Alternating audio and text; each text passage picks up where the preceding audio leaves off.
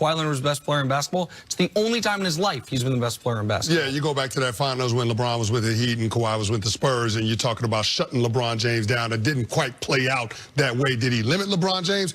Absolutely. But that just goes with the standard that we judge LeBron James with versus everybody else. Now, Kawhi Leonard, what he did in the postseason with the Raptors last year, that was special. There's no denying that. But up until what we saw last year, LeBron James had been in the NBA Finals for the better part of this decade every single year. So LeBron James, in terms of the longevity, I think you have to give him the nod. But in looking at their actual impact this year, Kawhi Leonard has played in 10 of the 15 games his team has played in. LeBron James is always available for the Lakers right now. LeBron James has impacted the game not only on the offensive side, but on the defensive side. To me, that's the biggest step that this Lakers team has made. That's new, Chris. Yeah, you can say that's new, but LeBron James has been a part of leading the best defensive team in the NBA right now. They have the best defensive rating. You can't argue that. And LeBron James... Does he lead them defensively, though? He does lead them defensively. I'm watching the game. I'm watching the game. I might say Avery Bradley a little more to start it off. I might say Dwight Howard as far as leading them defensively. With Dwight Howard and with Anthony Davis, those guys are going to offer a rim protection. But LeBron James, in terms of being able to guard pretty much the primary ball handler for every team, I think that kind of versatility is what the Lakers are going to need, especially once we get to the postseason. Now, I think that this will all get worked out once we get to the playoffs because the Clippers and the Lakers are going to be on a collision course to play one another.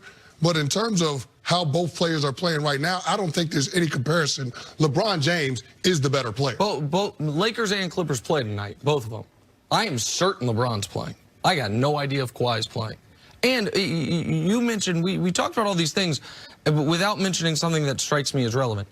This year, LeBron James leads the NBA in assists. The whole league, all the point guards, all the players, leads them in assists by a wide margin. Playmaking is a big part of being a great player. Kawhi Leonard has one double-digit assist game. In his, not this season, in his career. And you can say, oh, Kawhi Leonard shows up to defend every night. Well, he used to. That definitely was the case for him, especially before he had to be his team's leading option.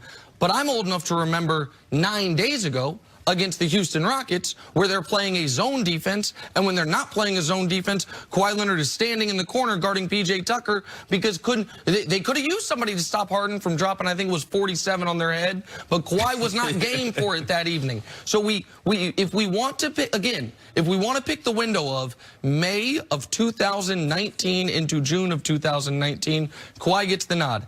Every other month of this man's life, including this one, LeBron James been the far better player. Let me challenge this to both of you guys. And Chris, you know this is a little bit of fool's gold. Now, we're going to draw away from what the Lakers done. They've been great. They've been defending. They beat 3 teams over 500. They beat 3 basketball teams. So while you want to say LeBron's this amazing defender, the Lakers are, and they are, let's not discredit that. They beat 3 teams over 500. Secondly, Kawhi Leonard plays off the basketball. He's not the type of player. It's not his DNA to have assists. I don't think you diminish.